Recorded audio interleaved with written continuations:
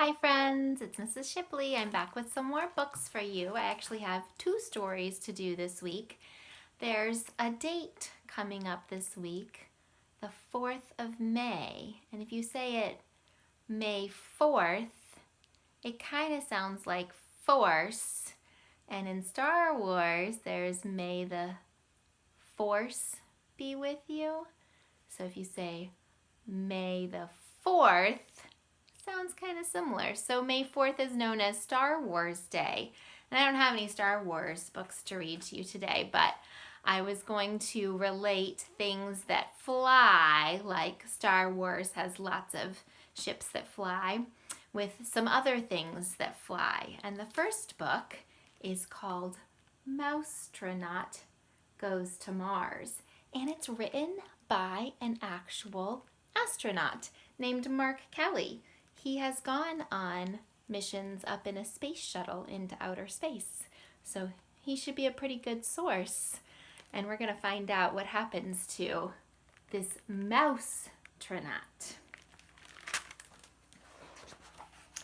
The Galaxy rocket was just 1 week away from launching. It would be the first human mission on Mars. Even though Mars was Earth's neighbor, the astronauts would need to travel more than 35 million miles to get there. And Meteor, the Mousetronaut, couldn't wait to go.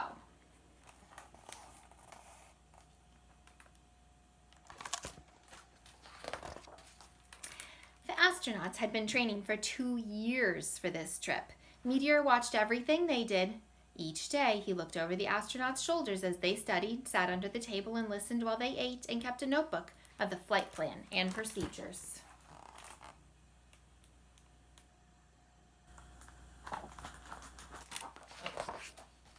Meteor was certain that he'd be going to Mars too. He might not be the biggest astronaut, but he had the power of small. He worked hard to stay in shape. He ran with Claudia, he did chin-ups with Claire, he lifted weights with Charlotte. The Mousetronaut was ready. But when the names of the crew were called out, Meteor's name wasn't on them. The Mousetronaut was not on the list. NASA must have forgotten about their newest astronaut. There wasn't a chance Meteor was going to miss this exciting trip. He was small, he could hide, he would stow away.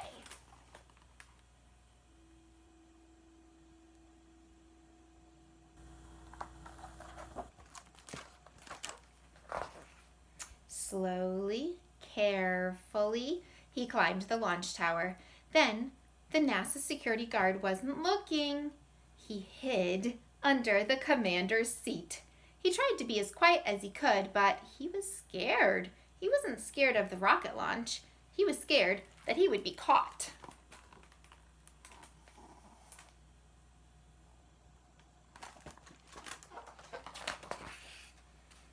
The rocket shook. Meteor was pushed against the floor. He held on tight so he wouldn't slide out from under the seat. There was a lot of vibration, much more than he remembered from his launch on the space shuttle, but not enough to bother a Mousetronaut.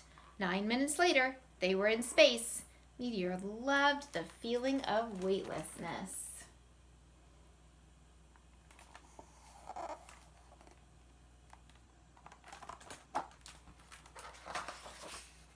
During the long journey, Meteor stayed hidden. He would only come out for crumbs when the astronauts slept.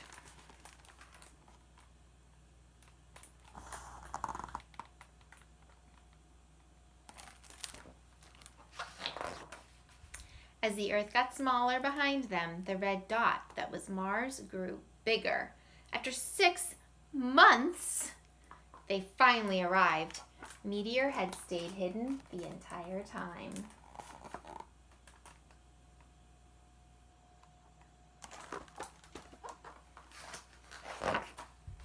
When no one was looking, Meteor peeked through the window and saw different shades of red and orange.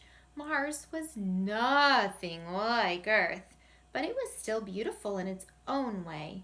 He also heard the astronauts making plans. 2 of them would go down to the surface and explore Mars on foot and with a rover.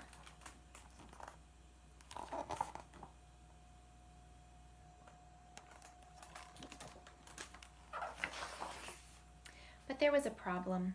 Galaxy's commander was talking to Mission Control in Houston. One of the landing craft's engines had failed its test and wouldn't work. The remaining engine wasn't strong enough to carry even one astronaut. There would be no trip to the surface of the red planet. They would need to turn around and return to Earth.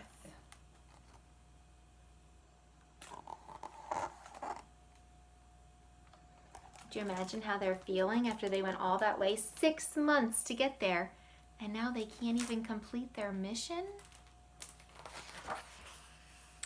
But the Mousetronaut had an idea. He shot out of his hiding place to the surprise of the crew. "Meteor, where were you hiding?" the commander asked. They were happy to see him, but still sad about their failed mission. Then Meteor floated over to the hatch leading to the landing craft. "It is possible," said the commander, "one rocket engine could work for someone small enough."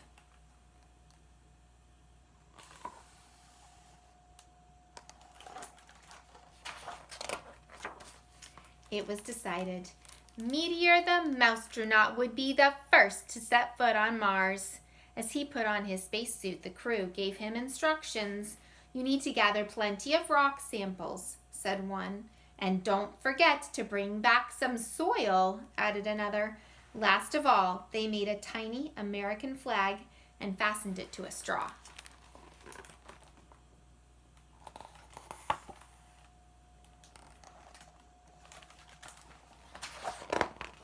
Meteor tied himself into the seat of the landing craft with some string.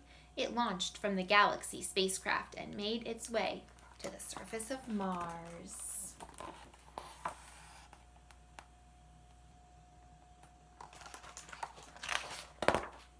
The Martian landscape was unlike anything Meteor had seen before. There were no plants. There was no water that he could see. But most important, there were no cats. But he got right to work gathering the samples. The last thing he did before reboarding the landing craft was to plant the tiny flag he'd been given.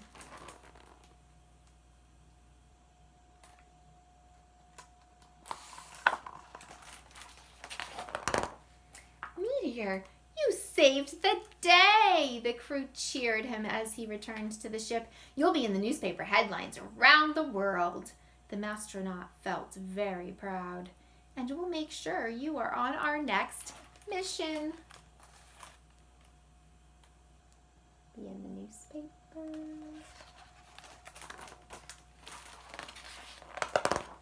6 months later, Galaxy rocket returned to Earth. The astronauts were all welcomed as heroes, but the smallest among them was the biggest hero of all.